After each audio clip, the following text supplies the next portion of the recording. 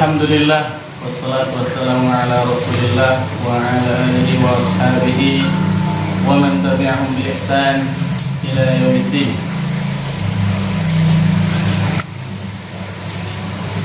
Ikhwati fillah rahimani wa rahimakumullah.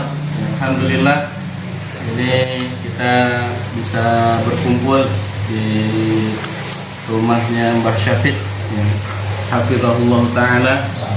Dan alhamdulillah ya, ikhwah dari Cirebon ya, Goes yang tentunya pertama tentu ketika kita mengingatkan diri-diri kita semua ya, dalam seluruh aktivitas ya, termasuk Goes yang juga di dalamnya ada silaturahim ya, dan menyambung ukhuwah Islamiyah.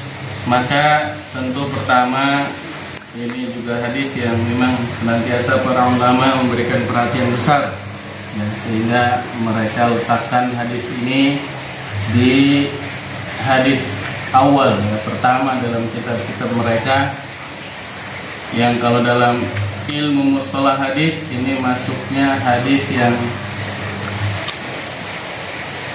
gharib ya, artinya diriwayatkannya ini hadis ahad yang diriwayatkan oleh hanya satu jalur ya, dari sahabat Umar bin Khattab ya,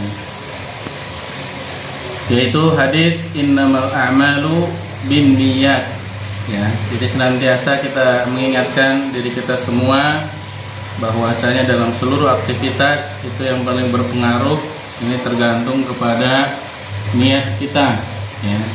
Dan Goes bisa bernilai ibadah ya, ini ketika memang diniatkan lillah ya, untuk bisa kita semakin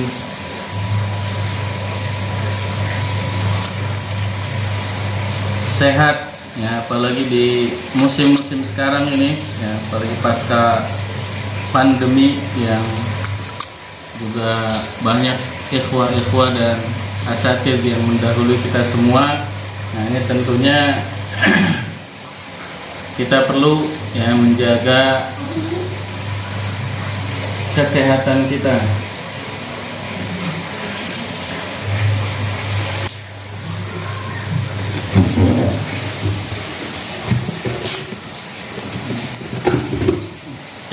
Ya, nikmat sehat dan afiat ini yang Allah berikan kita jaga, diantaranya adalah dengan riyadhah dan juga motivasi yang sudah senantiasa diingatkan adalah bahwasanya yang menyemangati agar kita sehat kuat itu adalah hadis Rasulullah SAW, al-mu'minul qawi ya, khairun wa ahabbu ilallah ya, bahwasanya orang yang beriman yang mukmin yang kuat. Nah, ini tentu dalam berbagai macam hal ya, dalam keimanan, ketakwaan, dalam termasuk fisik ya, termasuk ekonomi, termasuk segala macam ya, sisi ini yang kuat itu lebih baik dan lebih dicintai oleh Allah Tabaraka wa Ta'ala. Oleh karenanya niat-niat inilah yang insya Allah menjadi bernilai pahala ya, di sisi Allah. Kemudian juga ya, ini keutamaan menyambung ya, berziarah ya, menyambung ukhuwah disebutkan dalam hadis Rasulullah SAW ya, bahwasanya keutamaan mengunjungi ya, saudaranya seiman ya, yang tentu tadi niatnya memang karena Allah Tabaraka wa Ta'ala, dalam rangka saling mencintai karena Allah. Nah, ini dibuktikan ya, di lewat ziarah ya, saling mengunjungi. Nah, ini ada dalam hari itu disebutkan bahwasanya ada salah seorang yang melakukan perjalanan jauh ya, ketika di tengah jalan ditanya oleh malaikat, ini mau kemana Anda berangkat? Ya, mau ke fulan ya, ini saudara saya. Apa motivasinya, apa pendorongnya ini mau berkunjung berziarah ke saudaramu itu. Ya, ini beliau menyatakan bahwasanya ya saya hanya berziarahnya ini karena rasa cinta, ya, karena persaudaraan, karena Allah Tabaraka wa Ta'ala. Ya, maka perjalanan ini membuahkan ya keutamaan yang istimewa, ya, berupa ampunan dari Allah dan kecintaan yang memang luar biasa, dan banyak sekali keutamaan-keutamaan yang dijelaskan oleh Rasulullah SAW, ya, termasuk dalam hadis qudsinya, ya, tentang keistimewaan orang-orang yang saling mencintai karena Allah Tabaraka wa Ta'ala. Ya, di antara 7 golongan yang mendapatkan naungan, ya, di hari kiamat yang tidak ada naungan selain naungan Allah, itu di antaranya adalah orang-orang yang saling mencintai karena Allah Tabaraka wa Ta'ala. Kemudian juga diistimewakan dengan kedudukan yang istimewa, ya, ala manabir min nur, yang di atas mimbar-mimbar cahaya yang ya para nabi, ya, para syuhada pun ini membuat iri, ya, ingin mendapatkan keutamaan tersebut. Ya, ternyata itu adalah bagi orang-orang yang saling mencintai karena Allah. Dan alhamdulillah, ya, ini apalagi kalau kita membaca biografi, ya, sejarah para salaf, itu mereka perhatian besar, ya, kepada saudara-saudaranya yang seakidah, ya, sama-sama, ya, berpemahaman Ahlus Sunnah wal Jamaah.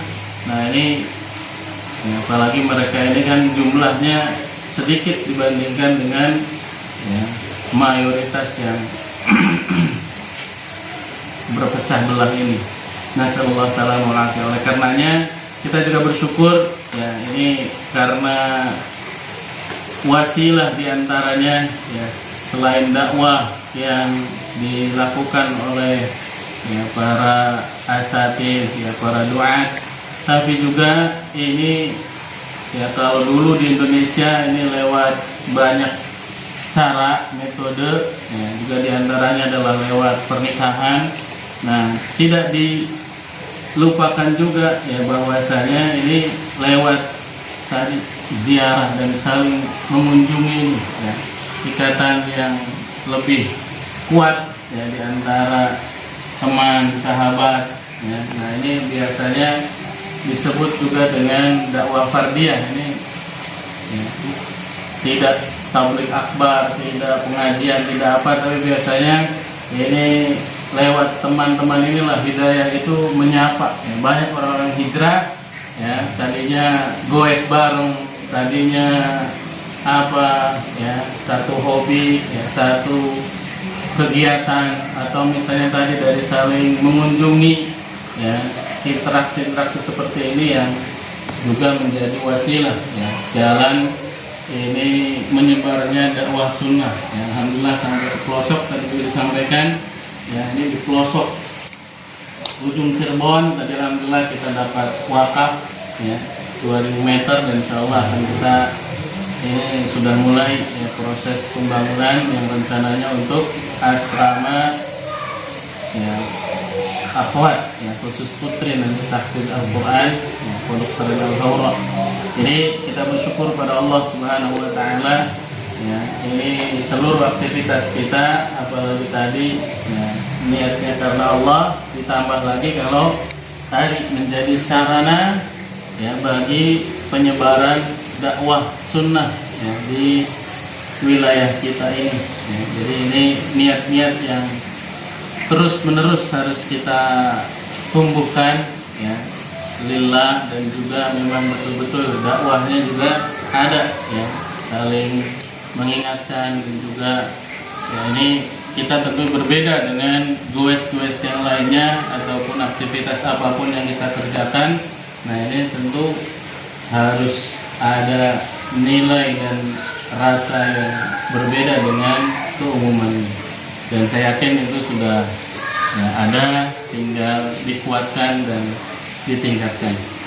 Demikian ya beberapa hal yang ini merupakan nasihat untuk diri pribadi saya sendiri dan untuk semua ikhwafillah.